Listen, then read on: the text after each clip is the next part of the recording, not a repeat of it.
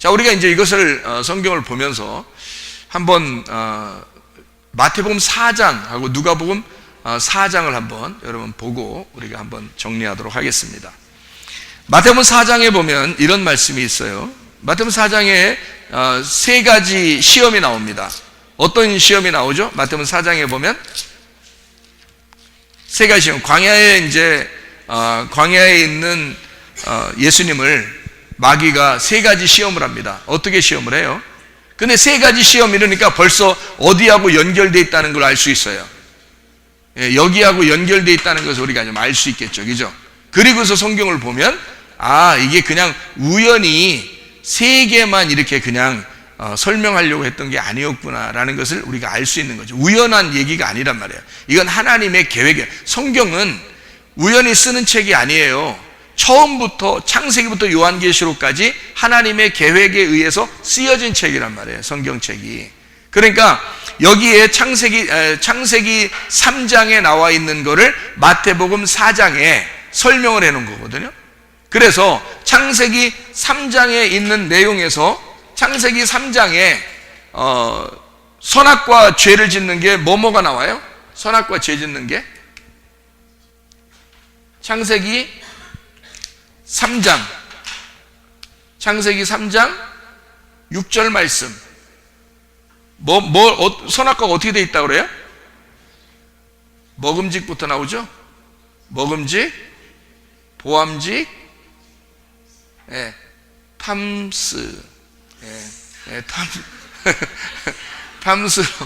탐스러움이에요. 이렇게 탐스러움으로 이렇게 세 가지가 돼 있습니다. 맞죠? 선악과가 그렇게 생겼죠? 이게 선악과예요.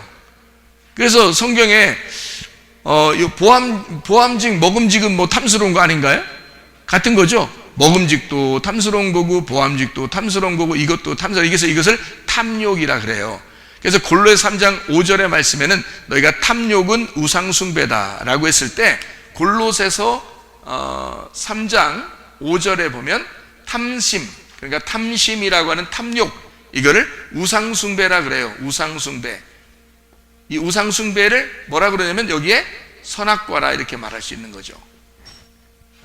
그러니까 탐욕을, 인간은 모두 다 탐욕을 부려요.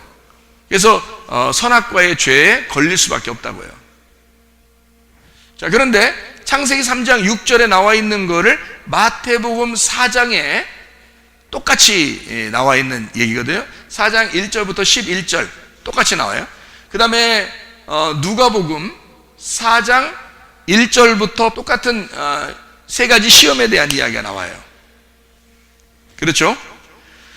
그리고 요한 1서 2장 16, 17절 보면요, 요한 1서 2장 16, 17절 보면 뭐가 나오죠? 여기 보면 그렇죠. 육신의 정욕, 안목의 정욕, 이생의 자랑 이렇게 나오거든요.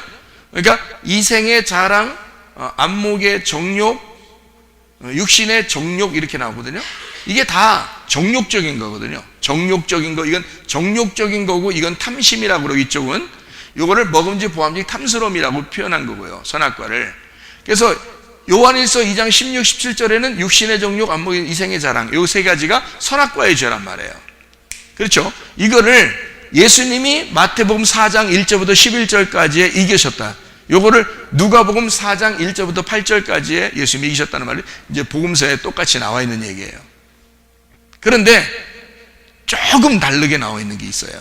마태복음 4장하고 누가복음 4장하고 조금 다르게 나온 게 하나 있는데 그게 바로 뭐냐면, 발견했는지 모르겠어요. 똑같긴 똑같은데 내용은 똑같은데 조금 틀리게 나온 게 하나 있어요. 어떤 게 조금 다를까요? 마태복음 4장에 있는 거하고 누가복음 4장에 있는 거하고 순서가 좀 바뀌었어요. 순서가. 그러니까 순서가 조금 바뀌었는데 어떻게 되어 있냐면 돌이 떡덩이가 되라 이렇게 말을 해요. 돌이 떡덩이가 되라. 그 말을 이렇게 먼저 하고요. 그 다음에 성전 꼭대기 올라가서, 마태복음 4장에 보면요, 성전 꼭대기 올라가서 뛰어내리라고 이렇게 말을 합니다. 성전 꼭대기에서 뛰어내리라. 그리고 또 산에 올라가 가지고 자기한테 절하라 그래요. 그러니까 그 땅을 다 보여주고요.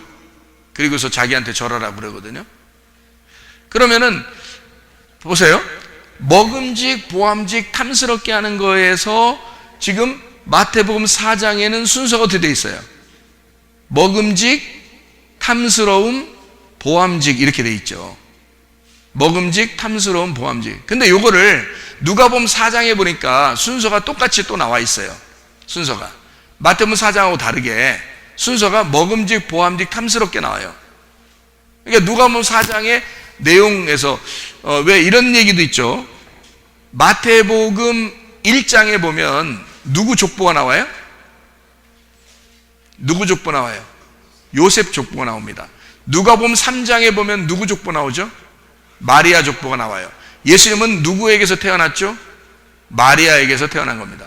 그러니까 정확하게 인간의 모습으로 선악과의 죄를 정확하게 설명해서 예수님이 오시는 내용을 누가복음에 설명을 잘 해놨다고요. 우리 이방인들에게 보여줄 때. 그래서 마리아의 족보가 누가복음 3장에 나와 있고 마태복음 1장에는 요셉의 족보가 나와요. 근데 예수님은 요셉하고 상관없이 마리아에게서 태어난 겁니다. 그래서 마리아에게서 태어날 때에는 예수님을 하나님에게까지 족보가 올라가요. 그래서 거꾸로 올라가는 겁니다. 누가복음 3장에 보면 족보가 거꾸로 올라가서 아담을 지으신 하나님께까지 올라가요. 족보가요. 근데 마태복음에는 이미 하나님을 믿는 사람들이기 때문에 또 아브라함을 조상으로 여기는 사람들이기 때문에 아브라함부터 나와요. 마태복음 1장의 족보는 아브라함 족보부터 나오면서 이제 요셉의 자손으로 예수님이 나오셨다. 근데 요셉을 아버지로 둔 아버지를 둔 예수님은 마리아에게서 태어났다. 이렇게 써놓긴 했어요. 그런데 사실 요셉의 족보를 쓴 거죠. 이쪽에는. 예수님은 요셉이라는 사람이 누구 자손이죠? 아브라함과 다윗의 자손이에요. 그러니까 요셉은 왕족입니다. 무슨 말인지 알겠어요? 그러니까 보아스라는 사람도 왕족인 거예요. 그러니까 한마디로 말하면 이게 다윗 왕으로부터 왕이 이제 나오잖아요. 다윗 왕으로부터. 그래서 예수님은 다윗의 조상이 그러면 보아스거든요. 그 보아스의 위에 쭉 올라가서 아브라함이 있는 거고요. 그러니까 아브라함과 다윗이라고 쓸 때는 일부러 왕족이라는 걸 설명하기 위해서 그런 거고, 왕족은 누가 꼭 있어야 돼요. 왕족은 누가 왕이어야지 왕이 되는 거예요. 누가 왕이어야지 자기가 왕이 되는 거예요. 아버지가 왕이 돼야지 왕이 되는. 그래서 왕족이라는 족보를 써야 예수님이 이 땅에 왕으로 오시는 거예요. 그래서 왕족의 이름을 써야 되는 거예요. 그래서 남자 족보를 쓰는 거예요. 마태복음 1장에는. 그래서 유대인을 위한 책이다. 그래서 마태복음은 유대인을 위한 복음이라고 그래요. 마태복음을.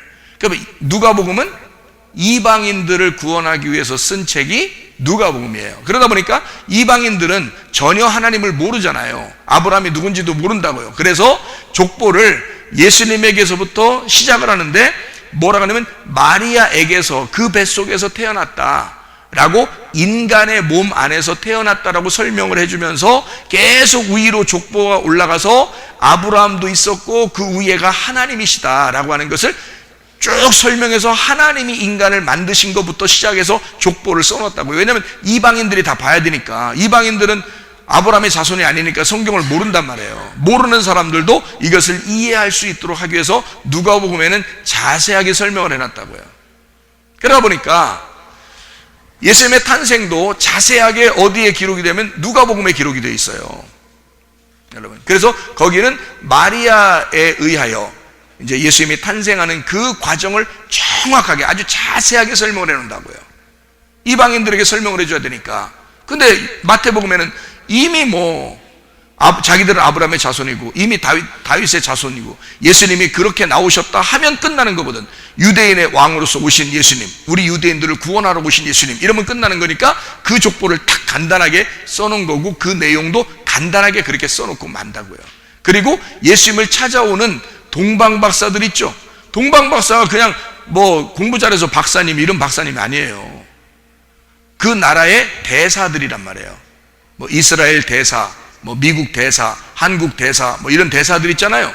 그런 대사들, 그 왕의 그 현인들, 왕을 지도하는 현인들이 그게 동방박사들이에요. 그 사람 왕을 대표해서 누군가가 저쪽 나라에 이 세상을 다스릴 왕이 태어났다 해서 이쪽에 있는 왕들이 보낸 거예요. 그래서 보내가지고 왕을 접견하려니까 왕의 대신들이 가서 접견하는 거예요. 그래서 그들이 예물을 처음부터 가져올 때 황금과 몰약과 유향을 가져온 거예요. 그 메시아는 이렇게 태어나서 이렇게 살다가 이렇게 죽을 것이다 라고 가져온 게 그 예물들이라고요. 그걸 이미 알고 있는 사람들이라고, 그 동방박사들은. 그러니까 이 동방박사가 왕의 입장에서 왕의 대신으로 와서 그 앞에 경배해야 되니까 왕에게 가는 거니까, 왕이 태어났으니까요. 생각해 보세요.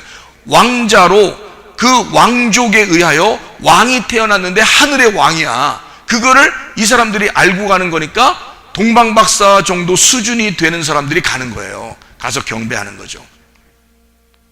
어디에만 나올까요? 마태복음에만 나오는 겁니다. 그 말은 마태복음에만, 동방박사는 마태복음에만 나오는 거예요. 왜? 왕족을 설명해야 되니까 그러는 거예요. 누가복음에는 동방박사 가요 안 가요? 있는 줄도 몰라요. 누가복음에는 동방박사가, 동방에 뭔 박사들이 있는가 이것도 몰라. 에? 그죠? 누가복음에는 누가 와서 경배해요? 누가 처음으로 와요.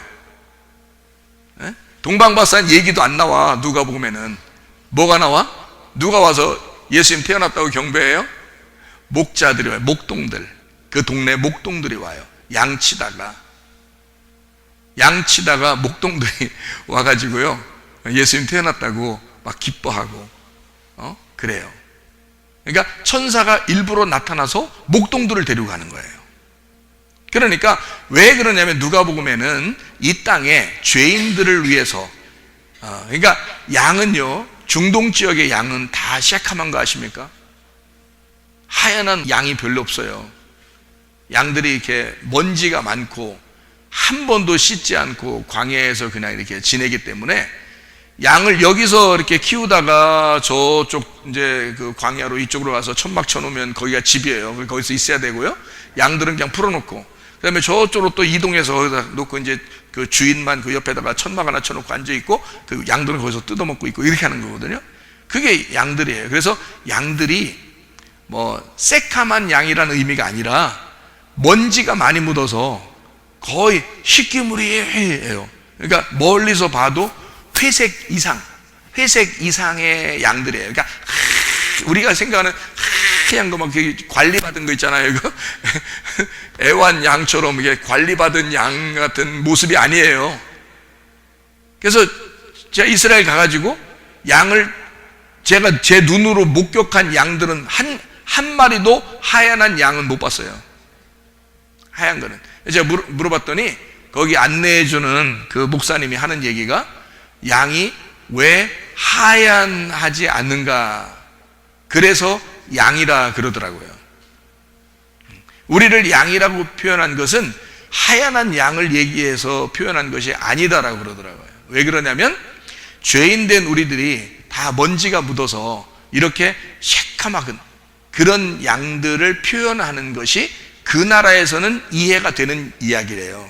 그 말은. 그러니까 양을 깨끗한 뭐 이렇게 표현을 안 한답니다. 그 나라 사람들은. 왜냐하면 다 더러우니까. 씻질 않아요. 한 번도 안 씻으니까요, 여러분. 태어나서 죽을 때까지 한 번도 안 씻고요, 먼지만 계속 묻으니까 관리를 받는 애완 양이 아니란 말이에요. 뭐 이렇게 울타리도 있고 뭐 이렇게 멋있게 이렇게 집에서 키우는 그런 양들이 아니고, 밖에서 광야에서 그냥 놓고서 그냥 이렇게 돌아다니면서 키우는 양이라 한 번도 안 씻고 한 번도 관리를 못 받았기 때문에 이렇게 하얗게 보일 때 한 번씩 있대요. 털 깎으면 한 번씩 하얗게 보인대요. 조금 지나면 털이 자라나면서 또 계속 뿌연하게 이렇게 묻어서 있답니다. 그러니까 그 주님을 어린 양으로 이렇게 표현한 것은 말이에요. 주님을 어린 양으로 표현한 것은 깨끗한 죄가 없는 주님, 양을 죄 없는 어린 양으로 이렇게 표현한 거죠. 나머지는 다 새카만 양들입니다. 그러니까 우리를 양이라고 표현하죠. 죄인이기 때문에 그렇습니다. 이렇게 양들, 죄인된 우리들을 위해서 주님이 이제 십자가 못 박혀 돌아가시고 우리를 구원하셨다. 이게 이제 양을 구원하신 우리 주님이시다. 이런 얘기거든요. 양을, 광야에 있는 양을 이제 구원하셨다. 그런 말인데요. 마태복음 이 4장에 이렇게, 마태복음 4장하고 누가복음 4장하고 이렇게 가만히 보면 예수님을 이제 소개하는 게 마태복음하고 누가복음 약간씩 다른 것이 있는 것은 지금 여러분이 이해를 하셔야 된다. 다시 말하면 마태복음에는 유대인의 왕으로 오시는 예수님을 설명하려고 했던 거고, 누가복음은 이방인의 죄인으로 오셔서 우리를 구원하시기 위해 오신, 세상에 오신 예수님을 설명하려고 했던 거니까 이게 분명히 내용적으로도 약간은 차이가 있는 것이 당연한 거다. 어떤 보는 관점에 의해서 이렇게 그 관점을 오른쪽에서 보고 쓰느냐, 왼쪽에서 보고 쓰느냐, 위에서 보고 쓰느냐, 아래에서 보고 쓰느냐를, 이런 관점이 있기 때문에 그런 거죠. 근데 우리 입장에서는 누가복음이 훨씬 더 자세하게 돼 있다는 얘기입니다. 무슨 말인지 알겠죠? 그래서 예수님을 동방박사가 찾아오거나 그러면 상당히 그 지위가 있는 분으로 되잖아요. 근데 목동이 찾아왔어요. 그러면은 예수님이 그냥 이렇게 가난하게 오신, 그러니까 가난하게 오신 그 죄인의 모습으로 이 땅에 오신 예수님을 설명하기 위해서, 그렇지만 그 목동들이, 그 양을 치던 목동들이 왔다는 것은 예수님을 어떤 모습으로 이 땅에 오셨다는 것을 설명해 주는 내용이에요. 뭐는 뭐가 보인다, 누구는 누가 안다, 과부 사정 과부가 안다, 뭐 이런 말 있죠. 고아 사정 고아가 알고, 목자 사정은 목자가 아는 거잖아. 그러니까 목자들이 찾아오는 거예요. 그러니까 목자들이 찾아와서 이분이 어떤 분이 태어났다는 걸 소개해 주는 거예요.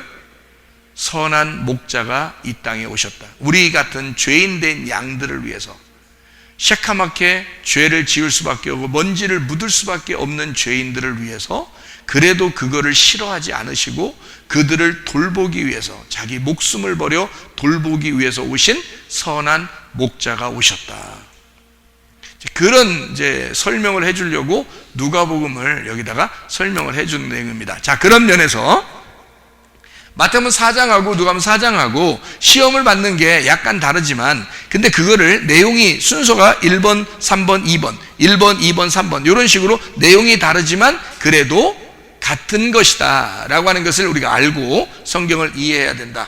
자, 보니까 뭐라고요? 선악과 죄는 먹은지 보암지 탐스럽게 하는 거. 요한일서 2장 16, 17절에는 육신의 정욕, 안목, 이생의 자랑 다 해결하셨습니다. 예수님이 다 해결했어요. 순서는 근데 마태복음 4장에 보니까 먹음직, 탐스러움, 보암직 이렇게 되어 있고요. 누가복음 4장에 보면 먹음직, 보암직, 탐스러움 이렇게 되어 있습니다.